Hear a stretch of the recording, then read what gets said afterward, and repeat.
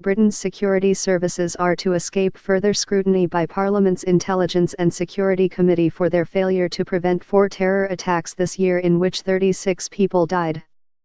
The decision comes as the Home Secretary, Amber Rudd, gave her backing to an increased role for MI5 in tackling domestic extremism, including that carried out by right-wing terrorists and groups.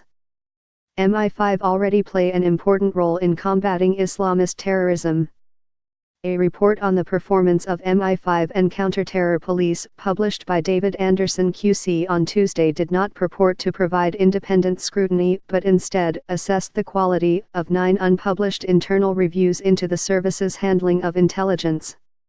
Anderson concluded that their investigative actions in all cases were for the most part sound but did identify failings that meant it was conceivable that the Manchester Arena attack in particular might have been avoided if the cards had fallen differently.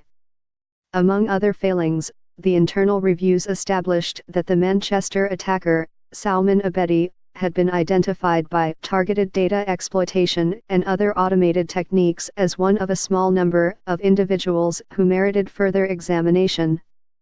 A meeting to discuss them was scheduled for May 31, but the attack at Manchester Arena happened on May 22. Critical headlines about the performance of the security services were overshadowed first by an MI5 statement disclosing that 9 UK terror plots had been thwarted since March, and later on Tuesday by the news that 2 suspects had been charged over an alleged plot to kill Theresa May. The Intelligence and Security Committee, ISC, which is Parliament's principal means of holding MI5, MI6 and GCHQ to account, has had no opportunity to examine this year's terrorist attacks as it was only set up on November 23 after months of delay. Its chairman, Dominic Grieve, said after its first meeting since the election that consideration of the attacks would be the committee's top priority. But on Tuesday Grieve told MPs that rather than just trying to reinvent the wheel in respect of what Mr. Anderson has done, we will endeavour to maximise the efficiency of both services.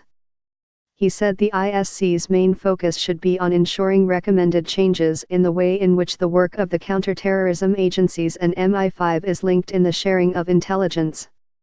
The decision by the ISC not to hold an independent investigation into the performance of the security services means further public scrutiny will now take place only through the formal inquest process, which is expected to be lengthy. Rudd has however not ruled out a public inquiry if coroners believe they cannot deal with all the issues raised through the inquest process. An increased role for MI5 in tackling domestic extremism was one of 3 major recommendations proposed by the security services. The new approach is aimed at ensuring that equal weight is given in analyzing and dealing with all kinds of terrorism, irrespective of the ideology that inspires them. The decision will mean that the Joint Terror Analysis Center, which sets the national threat level, should include in its work an assessment of terrorist threats arising from domestic extremism.